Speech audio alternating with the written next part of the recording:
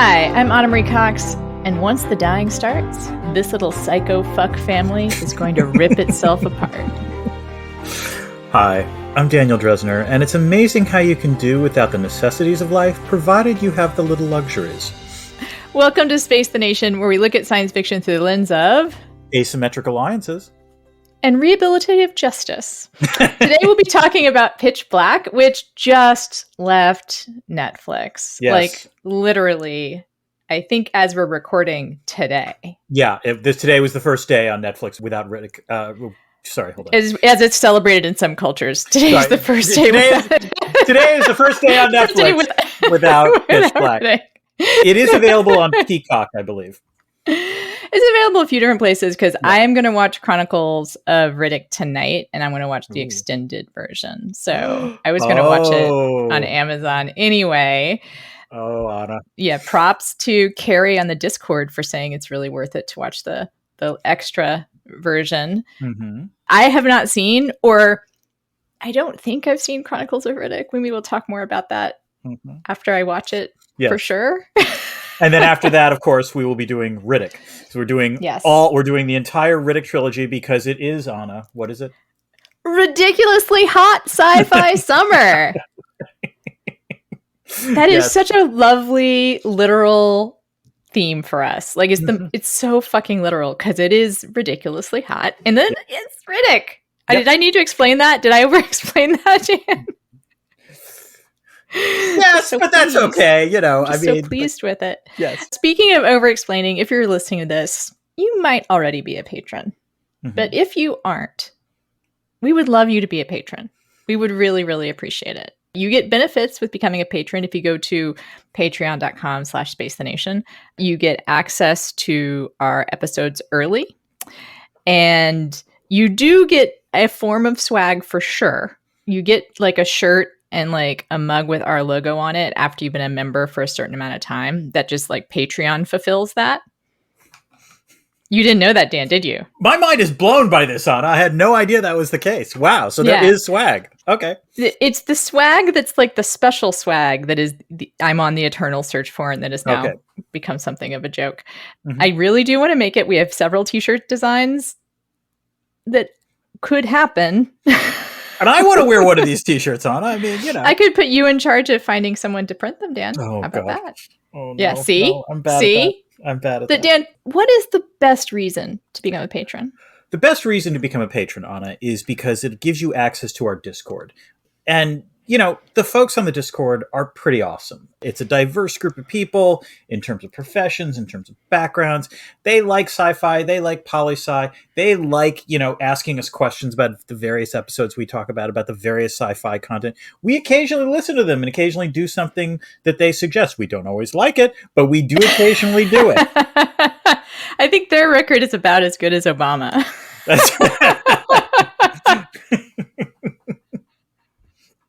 And also, by the way, if we get to 250 patrons, we are going to do an episode that is patron only on a topic chosen by the patrons. Doesn't even have to be sci-fi. Yeah, this time we've just opened it up. Could be anything.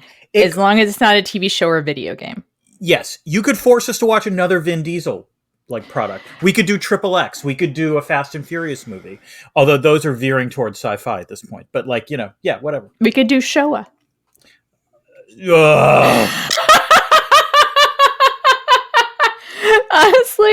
I was like trying to think of the name of the director that does that red and blue. I was just trying to think of super long movies. Oh yeah. Oh, it's a long Polish name, right? Yeah. Yeah, Kozlowski or something. Yeah. Yeah, the first one that came to mind was Showa, and that would be There Is IR. That's pain. That would be so much pain, Anna. I don't mean to laugh. I'm so sorry. Yeah. I don't mean to laugh. Actually, I do mean to laugh, but I don't mean offense. I get that. All right. Yes. You know, besides becoming a patron, Dan, if someone wanted to get in touch with us, how would they do that? There's a variety of things you can do. First of all, please do, rate the show. You can do that. Tell your friends and neighbors. To contact us, you can always reach us via social media. If you are on Blue Sky, you can contact us that way. I am at Dan Dresner. She is at Anna Marie Cox. We are also doing other things. I have a Substack called Dresner's World, where I occasionally write about foreign policy. I occasionally write about Taylor Swift. So, there's a lot of different things going on there. You run the gamut. You encompass multitudes, Dan. Well, what I did was write about the foreign policy of Taylor Swift, so that was a lot of fun, actually. But Anna has a website. I believe it's called www.annamariecox.com. And she is also on Instagram. I am actually on Threads because I'm trying that new one out. I know. For your sins. Yes. Yeah. Dan, you've been wanting to do the Riddick trilogy for a long time. I have. Why? Yes. Why? I think because, first of all, it's like so tailor-made for hot sci-fi summer. I mean, these are not, these are classic B movies. And also, as we will discover, the Riddick trilogy is a truly bizarre combination of films, because we're going to talk about Pitch Black. Pitch Black is like kind of a sort of low budget, like surprising film. Like I think it's done far better than anyone would have expected. The Chronicles of Riddick is pretty much the opposite of that, as we're going to discover next week.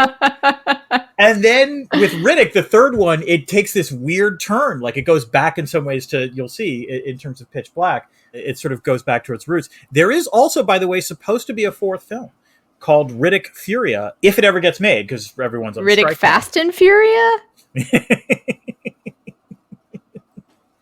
Yeah. And so this seemed like a natural fit for, both hot sci-fi summer and Space the Nation. Anna, I don't think you protested all that much when I suggested this, however. No, I love this movie. For me, it has a similar space to Event Horizon. It hits a sweet spot for me, which is space horror that's not too gory. Right. Or too scary. That sounds weird. I mean, can be pretty scary and tense, but I prefer tension to like jump scares.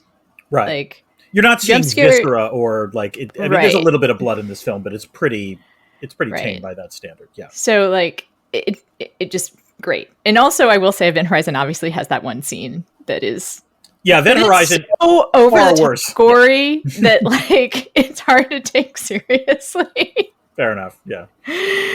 But it's mainly sort of, this is a very tense movie. And it's been a couple of years since I've seen it. And I found myself, even though I know it very well, the tension still works, I think. So it's interesting. I absolutely agree. And also there are some legitimately, particularly in this one, there are some legitimately surprising plot choices and plot twists. The film starts out in a very interesting space, and then things end in a very different space, which actually brings us to, will this podcast ruin it for you? And yeah, it could. There are definitely some plot twists that you will want to learn on your own rather than hear from us. So I would strongly recommend watching the film before you listen to this podcast. It's not long, I don't think. No. It moves really fast. I actually don't remember.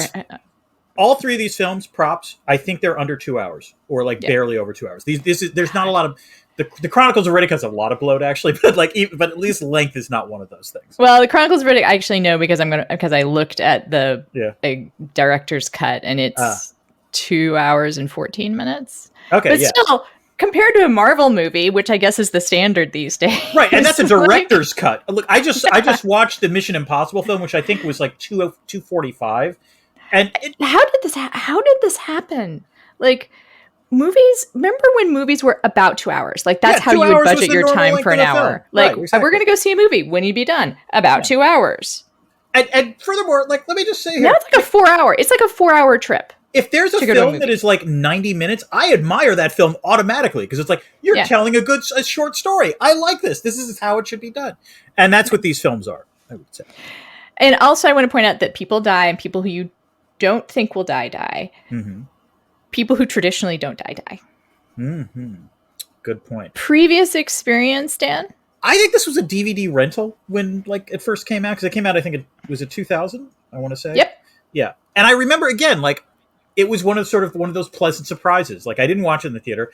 I had no expectations going into it, and I was like, this is an interesting film. I wasn't expecting to be as entertained as I was, and remember really liking it. What about you, Anna? I was dating my first husband. Oh. And I don't think we saw it in a theater, but I remember it was one of the reasons I kind of fell in love with him. I mean, Aww. kind of for real, because it is that kind of movie that it's hard. It's a very specific kind of movie, right? Right. That appeals to Anna. And this is one of those movies. I also like movies with talking animals. That is the other kind of movie that I know that I love. Interesting. So, I did not have. Okay. talking animals, like not like for kids cartoons, talking animals like. Oh, so like Rocket Raccoon, we mean, or like Yes. Okay, Yes. got it.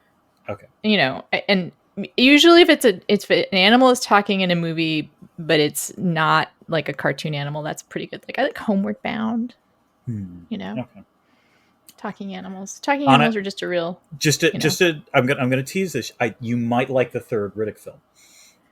Oh, they're talking animals. They don't talk exactly. I don't want to oversell, but there's an animal that I think you're gonna like. Let's put it that way. And maybe one of the reasons I love Terraformers so much. Yeah, there you go. That's true. That's true.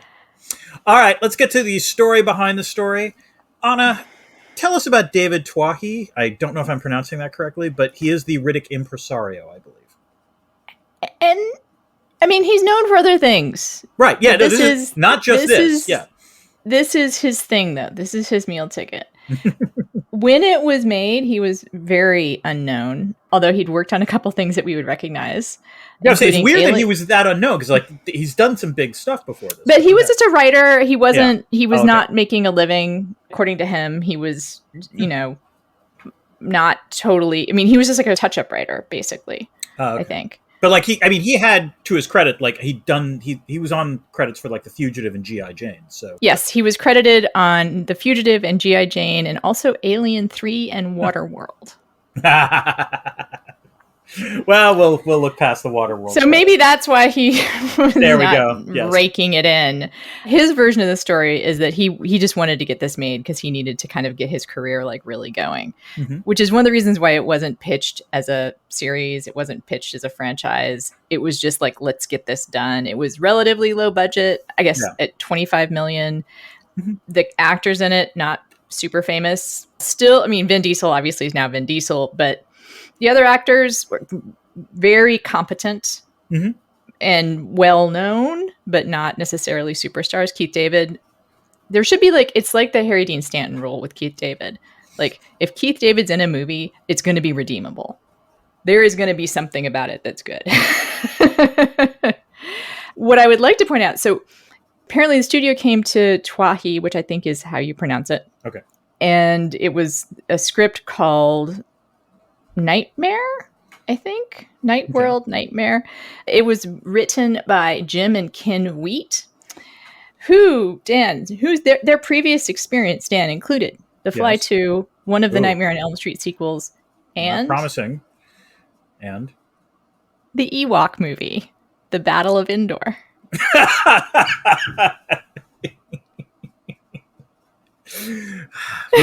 which you originally thought Andor was about. Just to be clear, just so all the listeners know this. When I watched the trailer for Andor, I kept thinking to myself, where are the Ewoks?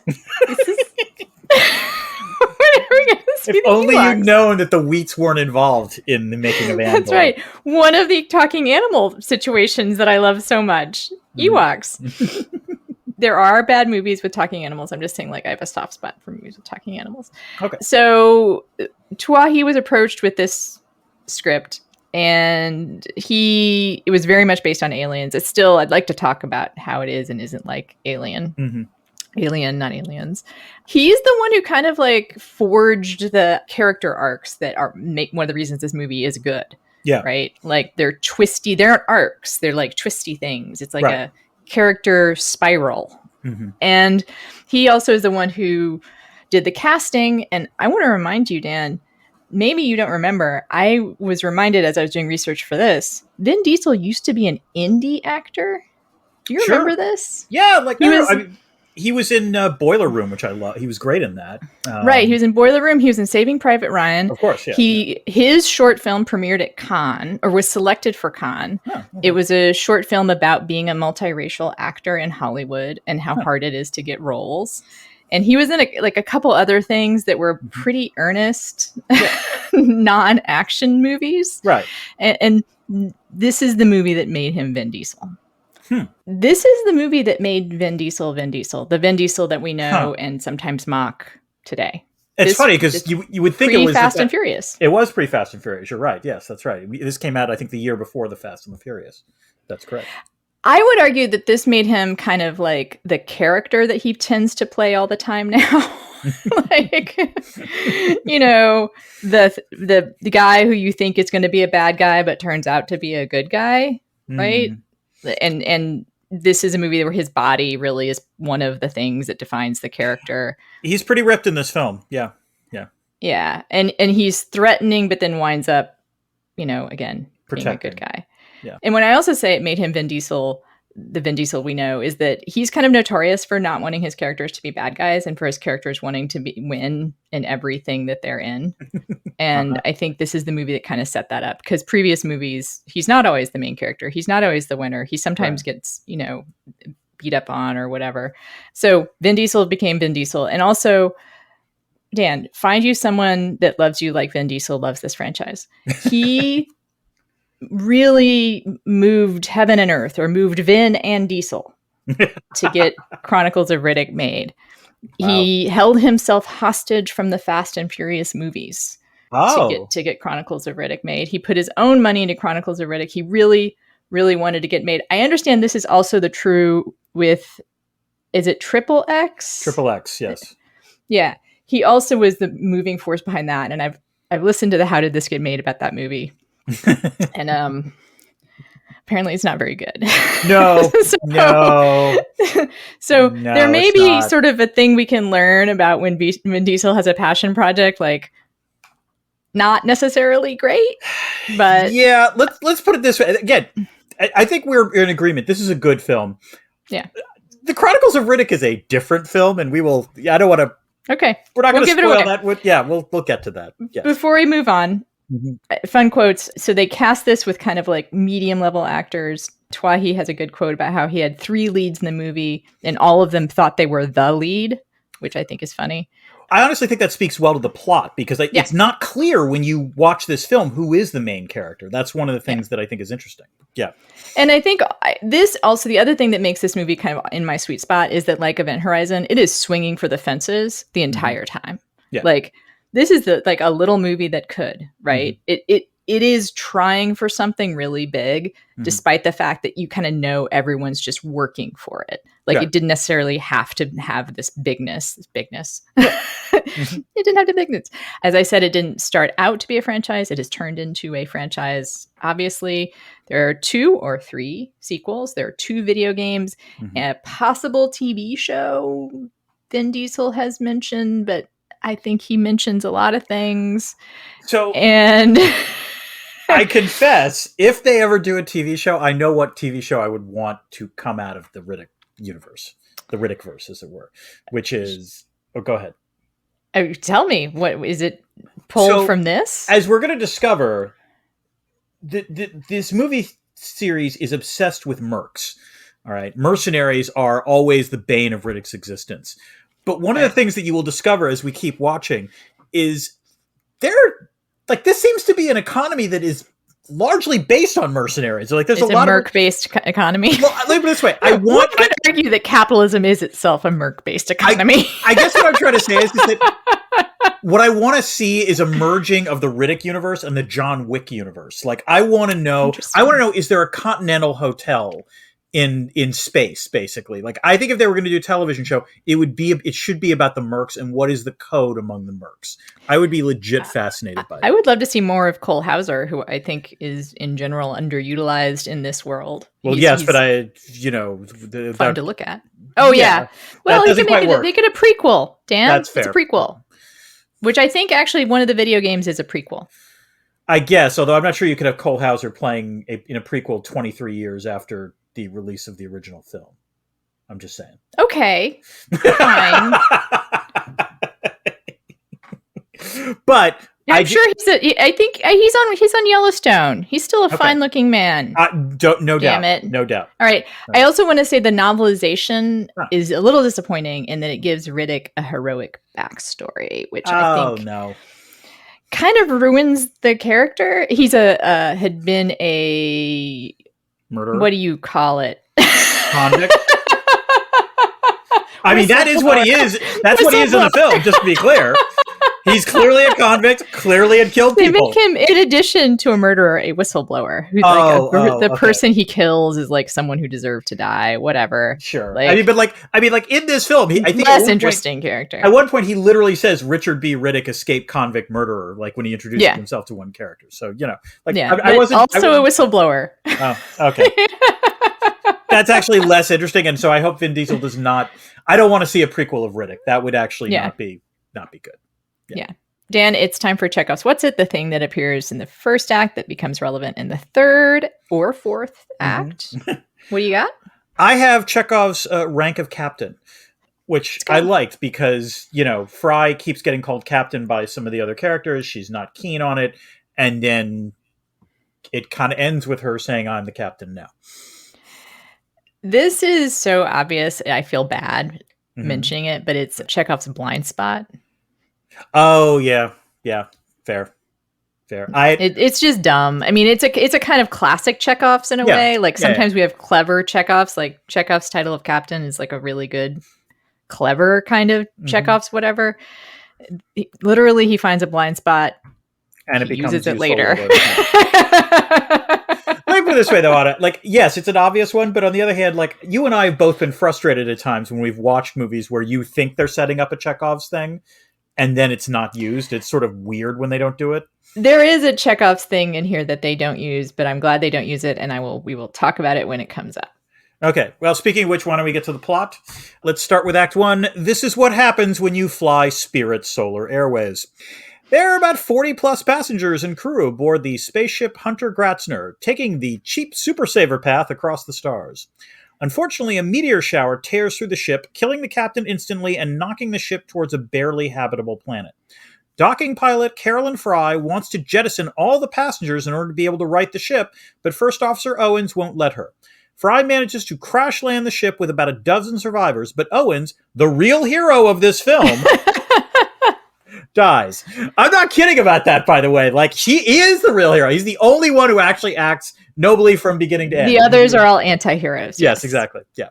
Among the survivors are Fry, a law enforcement dude named John's prisoner Riddick, an imam and his 3 disciples, a tween named Jack, and a few roguish travelers, Paris, Shaza, and Zeke, all with Anglosphere accents. As they recover from the crash, Riddick escapes, and parties are sent out to find them and to find water. They have little luck locating Riddick, as he is much better at tracking them than vice versa. As for water, the planet they've landed on is pretty parched, possibly because it's never dark in a solar system with 3 suns.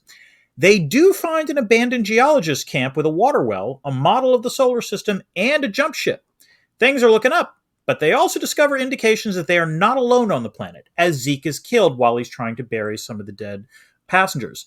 They capture Riddick again, but Fry discovers that Zeke's real killers are indigenous creatures that we'll call bioraptors.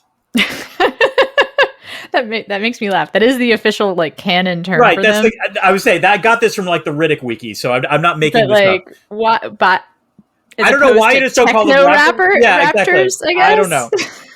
I think the other thing is if you actually say raptors, then it makes people think of something slightly different. So I'm fine with calling them. We could call them space raptors, which would be kind of cool. But Anna, let's get something out of the way. How do I put this gently? The survivors of the Hunter Gratzner ain't too bright. Fry gives up too easily before the landing, and then spills her secrets to Johns before really knowing him. They prioritize finding Riddick for no valid reason whatsoever. They drink alcohol even though they know it will dehydrate them. Zeke's trigger finger leads to the death of another survivor, someone from the tail section, because they originally think no one can survive that, and then someone does. Whoop, Zeke kills him. They send Fry, the one pilot, the one person you don't want to die, underground to find Zeke. No wonder Riddick is menacing. He's the smartest person on the planet. First of all, is it called Hunter Gratzner because it's hunter-gatherer? It's Hunter Gratzner. I have. It's legitimately but is it a reference to hunter-gatherers? I have no idea. No, I don't know. That's an interesting question. maybe not that interesting, Okay. but it would show some thinking about certain aspects of this movie that I'm not sure that everyone thought through. Yeah. Because that what you have brought up is another layer of what maybe wasn't thought through. Yeah. Again, the comparison to Event Horizon is interesting in that, like, there are some things that they clearly gave a lot of thought to, other things not so much. And yeah, I'm just saying. Yeah, like it'd be funny that if they gave thought to Hunter Gatherer as a ship name, I know as a reference, right, but didn't think through the character, like actions. I'm going to give them a pass on alcohol. As an alcoholic, sometimes you can't resist. Also, in that situation, that'd be one of those that I'm sure some people, even who want to be like sober alcoholics, might be like, "Fuck it." Like, no, that's we're going to die. Yeah. But between that and Johns' morphine addiction, this is another argument for AA in space. Point out. Definitely, yes. The death of the Taily bothers me a little bit, but it's also sort of metal, like the movie just kills an innocent person and then moves on. It's just like, oops. It's not just that, by the way. Like, he kills him, and it's actually a laugh because, like, Zeke kills him. He walks up. I love the way this was shot. Like, he walks up. You see him in close, and he's like, "Oh God, I thought that was Riddick. Dang!" And then the camera goes away. And you see Riddick is like just sitting. Yeah. That is one of the best shots. That is a great genre. Shot. Yes, like it's a great shot. A beautiful shot. There are two shots in this movie that I was going to bring up in Debris Field. That is one, and then the breath breathing. Of fire. Yes, yes. Those are great shots. Absolutely. You're right. Hall of Fame sci-fi movies in general. Yep. Both of those are really good. And they're not ostentatious either. Like, the guy knew they were good shots, but they're not like overly like lingered upon. Right. No. It's the appropriate amount of time. It wasn't like belabored. It was actually in the case of Riddick, it's like it's not quite blink and you'll miss it, but like it's not a long shot. But I remember laughing when I first saw it. So I do think it's within the movie's ethos just to have an innocent person die, because a lot of innocent people die. True. Children. Yeah. Fair enough. Of children. There are children who die in this film. Again, I'm not a fan of kids. Still don't like it. Still don't like the number of children that die in this movie. Good to know, Anna. This is it has reached an unacceptable level of children dying for me. We know my limit. It's 3. Yes. It's 3. So this is the Chekhov's what's it that doesn't go anywhere. I guess it's a, I don't know, who's not Chekhov. A Sulu moment? I don't know. No. I know. Sulu moment. That's unfair, but yes, go ahead. I was going like Dostoevsky. I was going to go with another Russian, but It is Riddick's breathy interrogation of Fry, where he is like behind her and like breathing on her neck. Oh, it's like grabbing like her hair or something. Yeah. No. There's 2 scenes then. There's that scene, and then there is a scene where they're in the ship, and he's like, "You don't know Johns as well as you think you do," and he's like behind her. Yeah. Oh, that's not like that comes in the next act, but yes. That's sorry. That's okay. No, don't worry. Spoiler alert. Yeah. I'll mention it here. Yeah. It has not aged well. It's I think supposed to be some sexual tension. Oh. I think. I didn't interpret it that way, but let me. I that's often the way that like I think of like Cape Fear. Yeah. And, I will say this: the first time he's like doing this, and it's this scene where Fry and Johns are talking, right? And Fry is fessing up what she did to Johns, and Riddick is behind her, like reaching. That's not sexual at all. Oh, really? See, that's interesting. See, I don't think that's sexual at all, or it's only sexual in the sense that I think Riddick is like, he's aroused, but not even necessarily sexually aroused by violence. Like I think he was just coveting. What I like about that scene is that he doesn't kill her because she mentions that she kills the passengers. That's correct. And it's her cruelty that intrigues him. Well, I don't know if it was her cruelty or her honesty. I think it could have been either, but I grant you that. Like the fact that, and again, by the way, props to Twahi, because this is actually a legitimately interesting way to start a film, which is Fry really does seem like the protagonist of this film in the first half hour. And she does she tries to do a horrible thing in the first 15 minutes of the film. She's prevented from doing so, but we're judging her clearly, and she's also clearly judging herself, which is there's a nice slow build in terms of Fry's character about that, which I like. See, I think in general, one of the reasons I like the movie is that there isn't sexual tension, that there isn't a love triangle. And I think there is, I actually believe that scene where she and Johns are talking and Riddick is there, I don't see that. I see that as threatening and menacing, but not sexual. I see that as him being interested in killing her, but I don't think because he doesn't put the knife to Johns' back. He puts the knife to her back. Yeah. No, I know. That's true. Fair enough. Okay. Yeah. It's not like he's trying to kill Johns to get her. He's like going to kill her also as the captain. What is also interesting is that that is the only scene also where I get the sense that like Fry and Johns were actually flirting a little bit with each other. Yeah, and I don't even get that either. I mean, I said, I like that this movie doesn't have any romantic tension because I think in most of the time, if you were in such a situation, romance would be the last thing. No, it would. Yes, it would. Exactly. I agree. And then I want to say one more thing about this section, which is the ethics of grave digging. Dan, we've established that I'm okay with people eating me should they need to, if I die a natural death. Mm-hmm. You object to that. Sorry. Yes. I'm curious how you feel about needing a grave, because I'm like, you know what? Leave me. If it's a dangerous planet where like very little water, hard work's going to dehydrate you, leave me out to rot. All right, so this is where again I'm going to go on the other side of this. Let me put it this way. Weird, Dan. Well, people don't know how selfish you are. God damn it! How dare I not want to be eaten and want my body to be buried? What am I thinking? With that, Dan? Okay, let me put it this way. I will say this. In this scene when Zeke is digging, I didn't have a problem when he was doing it because we don't know yet about the creatures. The moment we know is that the planet, there's no water, and like he's working out basically. Yeah, but like and Riddick's around somewhere, and are acting all scared of Riddick. Let me put it this way: the moment it became clear what this planet is like, I would have been fine with them not burying the body. Okay, I'm with you on that. I'm just saying, as given the information they had at that moment, I'm kind of glad Zeke was trying to bury the bodies. Good for him. That's all I'm saying. All right, I guess. I mean, I don't know. Like, I think. We'll move on, Dan. Okay. Burying people is for the survivors, not for the dead people. Okay.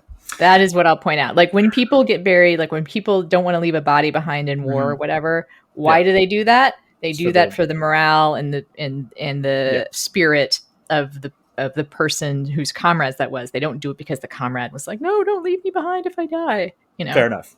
Okay. That's fair. All right, let's get to Act 2. Everyone is not who they seem. John strikes a bargain with Riddick, cutting him loose and promising that he'll be listed as killed in return for his assistance. I still don't know quite how that would work, by the way, but okay. Leave it this way. I didn't believe Johns when he said this. Yeah. I don't think Riddick believed Johns. Yeah. No one believed John. Like that was actually the first moment at which I was like, this guy is not who he seems he is. Right. Anyway, Fry calculates that they can escape the planet via the dropship if they transfer power cells from the Hunter Gratzner. Johns tells her to wait until the last minute because otherwise Riddick might waste everyone, as he is also a pilot. Riddick, in turn, tells Fry that Johns is not who he seems. And this is the conversation you were talking about. This turns out to be true, as Johns is not, in fact, a real cop, but a mercenary, a bounty hunter. He's also such a serious morphine addict that he cached the ship's supply rather than spare any for Owens in the last moments of his life. True dick move. Meanwhile, here's what I'll say: do waste some morphine on me. Okay, good. All right. I would hope so. Anna, I would give you morphine. That's all I'm saying. All right. If I'm dying, please waste some morphine on me. You can eat me afterwards. Maybe get a little contact high. But some good morphine flavored roasted Anna. Yeah, I'm looking forward to this. Okay. All right. Meanwhile, the Imam's disciples explore the geologist camp, and in the coring room, they discover more bioraptors who kill one of the boys. The creatures avoid light, so that seems to provide some respite from them. The thing is, Fry deduces that every 22 years, a full triple eclipse occurs, rendering the planet dark. And guess what's about to happen, Anna? Riddick intuits that the geologist must have been killed during the last eclipse. Just as they realize these things, the sky makes it clear that another eclipse is imminent. Anna, what are your thoughts about the way the film treats addiction in space? I don't think it treats it. Yeah. Honestly, it acknowledges it's a thing. It acknowledges it's a thing.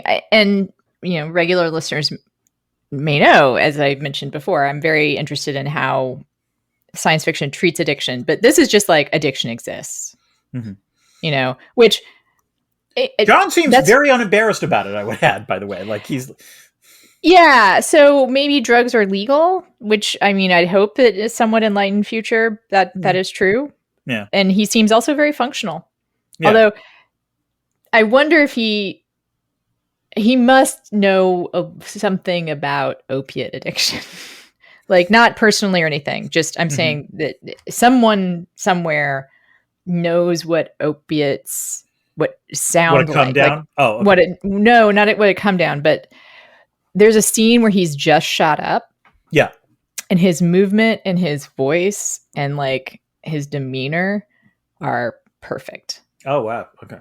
What I have seen, unfortunately, in my life from someone who's just gotten high, it's a very kind of specific thing. So props to you, Cole Hauser. I hope it isn't from personal experience. Well done, Cole Hauser.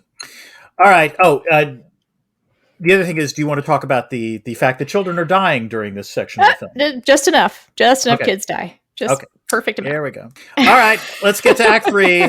Bioraptors run wild. Everyone hops on a solar-powered cat and they drive to the crashed ship. They grab the power cells, but just as they're about to return, the triple eclipse starts, rendering the cat inert. The Bioraptors run wild, killing Shaza and forcing everyone else into the cargo hold, where one Bioraptor gets in and kills another of the Imam's disciples. Child, yes. Sorry. I'm going with disciple here, but by the way, also a little weird. Like, can we talk about this question of why is the Imam having 3 boys, only 3 boys? Although there were probably others like in his group, actually, to be fair. So it might have just been who survived. it's like I guess I mean like it's a field trip. I don't know. Like, I'm not sure. No, they're going to New Mecca. Like that. Yeah, that's that's what I mean. But I was like, he's a teacher and he's like, that's right. The kids because he's talking about going on Hajj. He actually says Hajj. Yeah, yeah. Fair enough. Okay. I do want to say about not explaining things though, which is I mostly really respect the movie not explaining things. I think that it's one of the things that makes it so economical and good and has some stuff in common with Alien. You're just like dropped into this world. Yeah. And no, I think the lack of exposition is actually mostly good. Like it gives us just enough exposition we need to know what's going on. But like I do like us, and also we sort of learn things or how things in this world go just as the characters do, which is great. I do wonder why they didn't use the power cells on the cat. Because the cat was solar powered, right? But shouldn't you be able to like? No. I think because remember, like Shaza has this line like, "We can't use this cat once it gets dark." That cat's solar. All right. I think you need like a different kind of power node. Anyway, Fry et al. Learned that the Bioraptors. I would have fixed everything if that. I know. God, that's true. Yeah. All right. Fry et al. Learn that the Bioraptors don't just avoid light; they are actively harmed by it. After a lot of shouting at each other, Fry decides that the plan is to scrape together all of the ship's sources of light, use them to surround the power cells, and walk as a group back to the jump ship, led by Riddick, who can see in the dark because of his surgically altered eyes. The plan works out poorly. Paris panics and runs away from the group, killing himself and all the electric sources of light in the process. They hit a boneyard cannon, and Riddick doesn't want to go on because he thinks the Bioraptors are locked in on blood. And it turns out that they are locked in on Jack, who is a girl and menstruating. Fry wants to turn back upon learning this news, but Johns then spills Carolyn's tea about wanting to eject all the passengers at the beginning of the film, shaming her into continuing. As they go forward, Johns walks ahead to Riddick and proposes that they kill Jack and use her as chum to draw away the Bioraptors.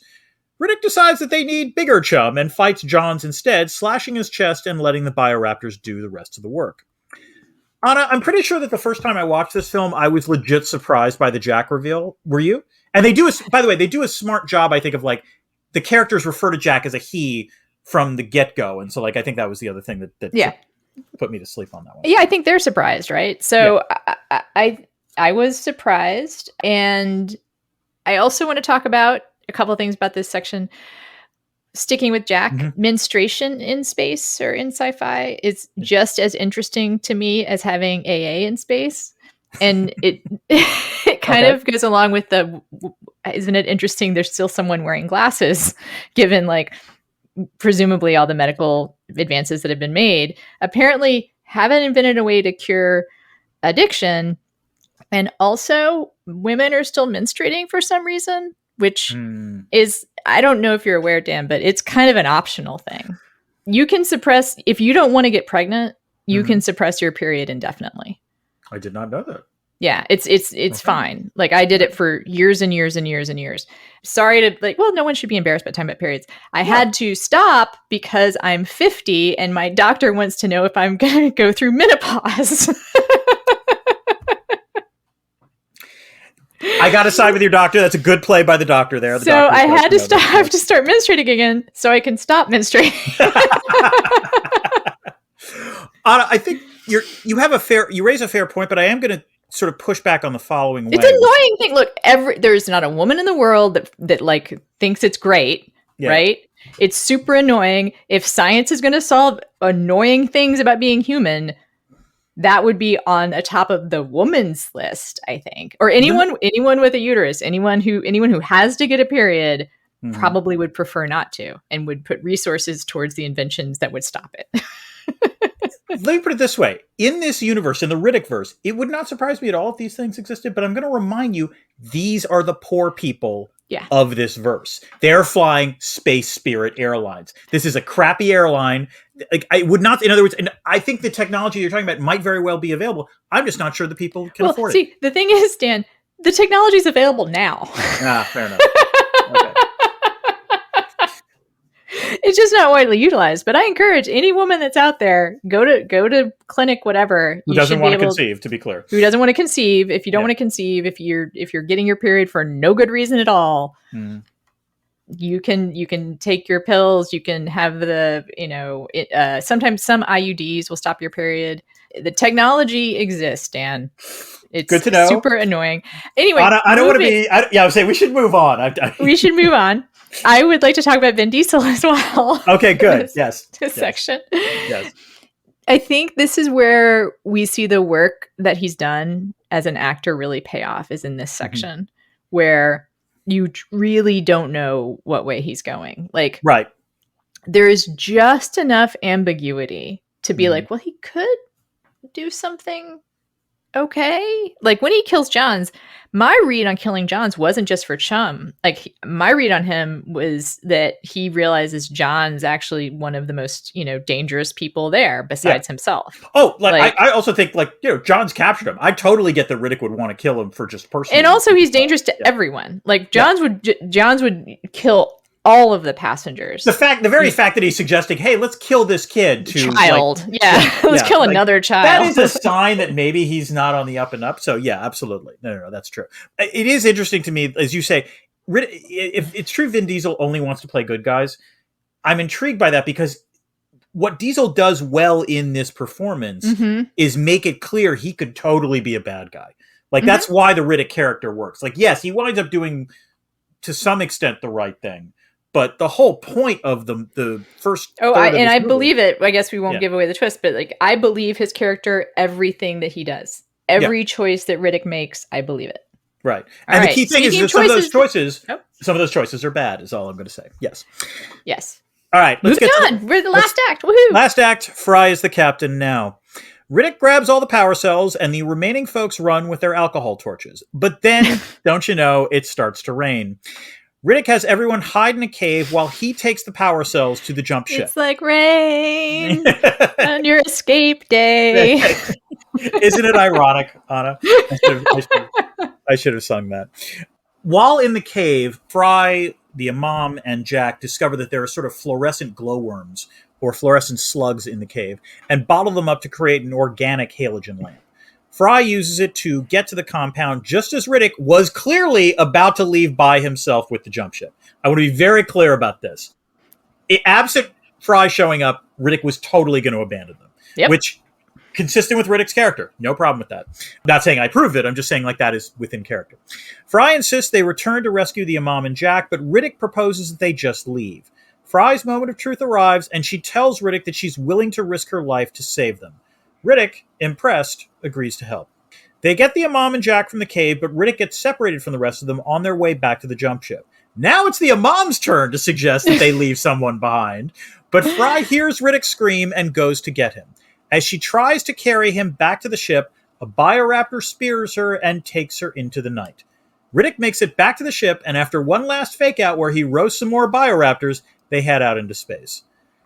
Anna, in this last section, there's actually a pretty interesting conversation between the Imam and Riddick about their belief in God, or at least I thought it was interesting. Did you? I did. And for those that need to be reminded, it is when the Imam is like, assumes that Riddick must not believe in God. And Riddick says, oh no, I believe him. I just hate the motherfucker. Yeah, it's a great line. It is. And it does remind me of how Satanists are technically Christians too. They've just chosen another team, right? Right. Like it's something whenever Christians talk about Satanists as like being non-Christian, like no, they totally are with you. They're definitely not pagan. That's the key thing. They're not pagans. They're not pagan. Like they're not atheists. Yeah. They believe in the God that you believe in. They just interpret them a little differently. Yes. Oh no, they've just chosen the other side. They're like the other team, same sport. So fair enough. Other thing I want to say is that Fry tells Riddick, I said I would go get more light and go back for them. They do not get more light. They do not go back to them with more light. Yeah, that's fair. It doesn't make any sense. It's a continuity error, I think, personally. It does make it more exciting, I guess, on the way back. But and then last thing is, I think in a movie with mostly pretty restrained performances, Fry kind of breaking down at the end is a little much for me. I kind of wish that had been underplayed just a bit. Oh, I don't know about this. Like, that's the one area where, I guess that's the one moment where, she needs to have that epiphany. I mean, like in some ways, this is a slow build for her. I agree. No, she needs to have the epiphany. She does that, yeah. I just think a slightly more, I mean, it makes sense. It's me, and it's also me. Her voice goes up a register. Like it's very feminine kind of like feeling to me. And right. A male character, which by the way, this is one thing that this movie has in common with Alien, is that in the original movie, or the original script for this, the convict was female. Really? And Fry was male. Yeah. Oh my. That would have been much more. That would have been a different movie, I guess would be the way. It would have been a very different movie. Yeah. And also, I don't think you would have a captain, if it was a male captain that changes his mind about whether or not to leave people behind, I don't think you would have seen that specific kind of breakdown. You're possibly correct. The only thing I will add, though, is that it's not just that Fry cries, she also attacks Riddick, which is like the one thing you're not expecting her to do. Yeah. Right. But I guess what I'm trying to say is that, fine. Yeah, what I'm trying to say is that, like, I understand your concern that is, for lack of a way of putting it, a traditional feminine reaction at that moment. But I think the fact that she also attacks Riddick physically is the way in which this was until you brought it up, I hadn't really thought about the crying all that much. It was like I was touched by it. And I don't remember. It is actually kind of a small thing. It's me, perhaps. If I would have liked the movie even more if that was slightly underplayed, if that wasn't done quite as hysterically, as it is. But I guess. I also want to add, by the way, that I was legit surprised. I always remain legit surprised when Fry gets taken by the Bioraptors, because it's like literally 5 minutes before the movie ends. It's a great scene. It's surprising. And also the way it's shot, you know that something has happened, but you don't know if it's Riddick or Fry who has gotten, impaled. And so, again, that's well done by Twahi. It's an effective shot. Well, Dan, I have a question. Oh, now that we've discussed the whole plot, I have a question. Please, Anna, fire away. Is there IR in this movie? Anna, I don't know what's going to happen when the lights go out. But I do know that when the dying starts, the IR comes out to play. And in this film, that IR is just some straight up testing of human nature realism. This film is really a meditation, I think, on whether human beings, when faced with an acute external threat, are willing to turn on each other in order to survive. We see Fry attempting to do this in the film's opening minutes, trying to jettison all the passengers so that she can survive. There's an uneasy truce for the rest of the first half of this film, but we also learn that what we thought was a hierarchy is a lie. Fry is not the captain. Johns is not law enforcement. When the skies go dark and the creatures come out, there's a lot of people who seem to defect. Paris running, John's proposing to kill Jack, Riddick planning to leave everyone else behind. It takes Fry facing and transcending her fears and shame to suggest that humanity is about more than survival. Everyone else It's literally just, a question of survival of the fittest. And by the way, in a way, this is interesting to me because like there's a way in which you could think this is like a zombie film in that, the creatures are the zombies, but it's actually an anti-zombie film because one of the interesting choices Twahi makes is that the bioraptors attack each other. They're the opposite of zombies. Zombies never attack each other. That's always the point that Romero and others always like to say is like, at least they don't turn on each other.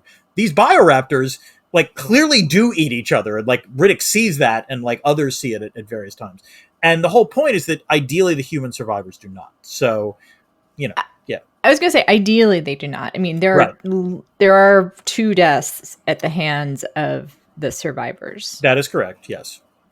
Actually, but I understand your point. Yeah. But my point is that the lesson of the film is that you're not supposed to do that. And I have things to say about that. Oh, actually. Okay. Oh, does that lead to a question that I should ask you, Anna? Yes, please, Dan. Oh, is there a critique of capitalism in this film? Dan, there has to be some part of you that wants to rejoin the human race. And if you follow the logic of this movie, that means you need to resist or reject capitalism. So, Johns is ultimately a bad guy. I would say one of the bad. He turns out to be kind of the worst among them. Oh, he's the worst. Yes, by far. Yeah.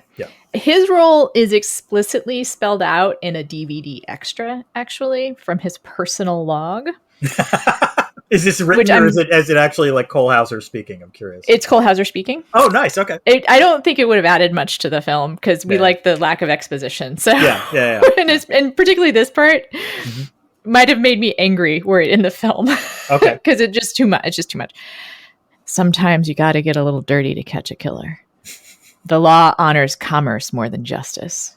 Oh, that's if you want bullshit. Commerce in the universe. Laws must be obeyed and enforced. I'm sorry. Did I write that? No, I did not, Dan. First of all, all right, the first line, sometimes you got a little dirty. Fine, I could see John saying that. There is no way Johns would have ever said the law honors commerce more than justice. It doesn't. I mean, Cole Hauser reads it, but it doesn't sound like Johns. But that does not sound like Johns. I just want to go, Yeah. Okay. I also will point out extractive capitalism leads to the death of the colonists, right? Well, I mean, they're mining. They're taking stuff Well, out. no, but they're geologists. Like the impression I got was that they were scientists at the thing. I'm going to push back on that. They were clearly scientists. Okay. All right. Yeah. I'm going to just stick with my symbolism here. Okay. Yeah. And then echoing one of your points, when all other resources are depleted, we have to choose between solidarity and turning on each other or being out for yourself. And that is the choice that Fry gives Riddick at the end. She gives him a chance to rejoin the human race. Right. The choice is to turn on each other like the bioraptors do. Right. Or help each other. Humans don't necessarily choose solidarity. It is not a human thing to choose solidarity. It is choosing solidarity that makes us human. And also, again, let me put it this way. As we will see throughout the course of these films, Riddick doesn't get persuaded to do a lot of stuff. And this is a rare case where Riddick is persuaded, that he's actually moved by the fact that Fry says she would be willing to lay down her life. And I think that's a rare moment where Riddick is like, okay, all right.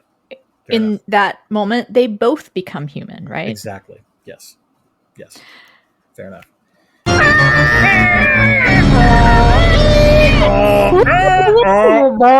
Tuvin throat singing. It's discordant notes, Dan. This is when we take questions from the Discord if they're good enough, and you pick them out. I did. What do you have? We have 2 questions. One comes from Benjamin A., which is, how much work does the reader/viewer need to do in order to explain why the big bads can survive on a planet that seems inhospitable to them? And my answer to that, I think in some ways you sort of have also said this, Anna, which is the film doesn't have a ton of exposition, and good, because if they had exposition, it would have to try to explain this. And the truth is there's no explanation. There is no way these creatures should actually be able to survive on a planet where they only emerge once every 22 years. There's just no way. I mean, there are creatures that do that, but they don't look like these. They don't look like these, and there's stuff for them to eat. The point being, right. The other way, the part of this is that you can't get over is not that they hibernate for 22 years. It's that there's nothing for them. Right, exactly. Like this is the problem. Like it wasn't just that they were, in hibernation for 22 years. It's that it's a pretty desolate landscape. If it was a verdant landscape, if there was lots of animal and plant life, yeah, totally can buy the 22 years thing. Not in the planet as we have seen it. So no, that is a problem. The only thing I can come up with if I'm working for the movie here is that this is a dying planet. That there had been that that's possible. Yeah, the bioraptors are capitalism, Dan. I was actually shocked you didn't say that. By the way, yeah, I was gonna go there, but okay. In some ways, actually, what turning on each other is what makes you inhuman. Bioraptors are capitalism, and they've destroyed. That's the extractive capitalism going on on the planet is what the bioraptors do. Any other questions? Yes, we have one other question from Dan Brennan, which is Keith David is in this film. He plays the imam. And how do we rank Keith David performances in this film, The Thing, and They Live? I think he's best in The Thing. I agree, yes. And second would be They Live. I actually don't think he's fine in this. It's not that he's bad in this. This is actually kind of an unusual Keith David performance, I think, and that you don't normally see him play this role. And we'll talk about this when we get to the Chronicles of Riddick. Part of it is that I'm not a huge fan of the character. So, spoiler alert: Keith David will come back for the Chronicles of Riddick. He's not given a ton to do. I mean, he's Keith David. He's Keith awesome. David. Yeah, he's always awesome. And he is he's an actor that you want to watch no matter what he's doing. Mm-hmm. He's just not on screen much. I think what little he's given, he does a fair amount with. Yeah. And I did like that scene. His grief feels very real, and also his both his grief and his faith both feel real. Yes. And his sense of paternalism around the children who die. But yes, it's that's totally fair. Okay. Oh, wait, what's that? Oh no. I think the ship's about to crash. Oh my god! It is the It's the things that spread out behind the crashed ship. It's causing the SS Space the Nation to crash, yes. Yes. So this is where we address stuff we didn't already address. I have a few things, Dan. Do you want to go first? Sure, I have a few things as well. This is it's not a low budget film, but it's a low budget film. The FX are I don't think great, but I did like the shot of the planet that's coming up that's going to lead to the eclipse. It's like with the sort of Saturn-like planet as it's rising. I'm not sure astronomically if that was possible, but it was a great shot. I think David Twohy is sort of a weird missed opportunity in the world of Hollywood. I remember seeing this, and then also he did a movie after this that I also like very much, Below. Have you seen that? It's a submarine movie, right? It's a submarine horror movie. Right. It almost qualifies for us, I think. Mm-hmm. It's very simple. It's a little bit like Pitch Black, and it's very simple. It has a couple of good twists and appropriately claustrophobic. So Below has some great actors in it, including Zach Galifianakis, who's just a minor role. Not dramatic, but okay. All right. Still very early role for him. Yeah, it's unusual. And I remember seeing this and then seeing that and thinking, oh, this is going to be a director to keep your eye on. This is going to be a guy one of those guys that makes a leap, And I don't think he really does. No, and nope. Well, we'll see this when we discuss the Chronicles of Riddick on it. You're really building up the anticipation for Chronicles of Riddick there, Dan. Yep, I know. Well, I'm not kidding when I say that film is very different from this one, so I'm legit curious your reaction to it. Yeah. So I still kind of look for when I see his name, which is not very often, but when I've seen his name on stuff, I've been like, oh, maybe that's going to be good, but no. The other Paul Anderson, he's somebody that I feel like when his name is on something, Anderson, like Event Horizon, I'm like, there might be something, be something worth watching there. Yeah. There are a few kind of B movie directors who have that kind of mojo, but he is not one of them. One thing that we didn't talk about that the film does well is Jack's sort of adoration of Riddick. Mm-hmm. He gets the goggle. Riddick famously has goggles, to see during normal light because otherwise he can see in the dark. Jack winds up getting goggles as well. He's clearly trying to act a little like Riddick, and it's not overdone. It was just the right amount of done, and it totally makes sense that an impressionable 12-year-old would behave that way, given who Riddick is. So it was a nice little touch in this film. I want to give a shout out to the art dealer role, who also is capitalism. Paris P. Ogilvy, I think is his name. Yeah. Yes. Well acted, well played. Sometimes you know who's going to die, and it's kind of like, all right, you're setting this person up to die. Yeah. There's a little bit of that here, but not totally. Like it's like he's not quite a red shirt, and he is given a character, right? Like that is a full character who has some great lines. I would add, is believable. Everything he does is believable, including running away. He also has the best last line. His last line in the film is, "I was supposed to die in France." Yes. And that great final and the great shot of like the final image where he blows the alcohol. You see all that was again the other great shot in this film. Wonderful. Yeah. Okay, Anna, you know how you like space typing? Yeah. I'm beginning to realize no. So like I understand like you like is there good space typing, bad space typing? I think I realize now that the parallel thing that I like is space computer announcements and how believable they are. Oh my god, I have that on here too.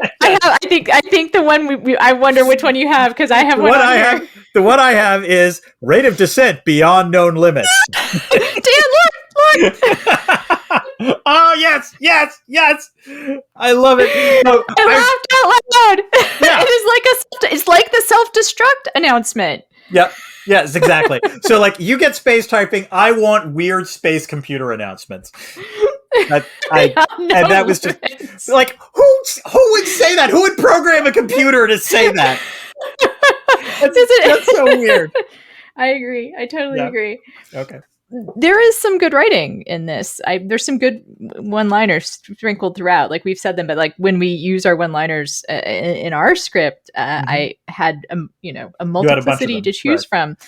That's a long time for something to go wrong, which captures a certain, something about our podcast. I think also, you finally found something worse than me. Got the one, once the dying starts, I used that. Yeah. What is so goddamn valuable in your life that you're worried about losing? Twahi has some chops. My favorite is when Fry is like finally loses it towards Johns and calls him 79 pounds of gutless white meat. Yes. That kilos. 79 kilos? Was 79 kilos? Okay. You're right, because it's a 79 pounds would not be very much. 79 kilos of gutless white meat. I kept thinking, ooh, you know what? I wonder if there's going to be a sale at the supermarket for gutless white meat. Gutless white meat? Yes, exactly. You anything else? The last thing I have, and this isn't even really about the film, but like I, of course, like, read the Wikipedia plot description. Apparently, the model of the solar system, the word to describe that kind of thing is orrery, which I love. Oh, yeah. Yes, Orrery. Orrery. So, that's a crossword word. Yes. Or it's a Shakespearean one, because I think there's like an orrery of errors, I think, as a Shakespearean line. That pops up in crosswords. Yeah. I will just end by saying Vin Diesel's great. He gets this is the movie that made him. He totally deserves it. He's hilarious. Yeah. Like he gives incredible line reads. His presence is undeniable, and this is Vin Diesel at his best. Vin Diesel before he became Vin Diesel. Yeah, I was going to say, so like one thing I was going to propose for these three films is the sort of scale of 1 to 10 of the Vin Diesel sort of deep, profound yelling. And it's a 0 in this film. He doesn't do it at all. He's going to do it a little bit soon, Anna, just to let you know. There's no yelling. There's no pretense to being a good guy. There's no... It's completely well done. Yep. And I understand. I believe this is also, I kind of remember, again, like he was an indie actor, and I sort of remember like a kind of buzz about him, about he's going to be he's going to be a good actor. A good actor. And he is, but that's not what he's known for. Right. No, he's great in Saving Private Ryan. He's great in this. I think we'll evaluate his performances in the next two films. But we have a lot to talk about. We do. Yes, clearly we do. Yeah. So we have a lot to talk about, clearly. So Dan, what might folks want? Keep this channel open for more.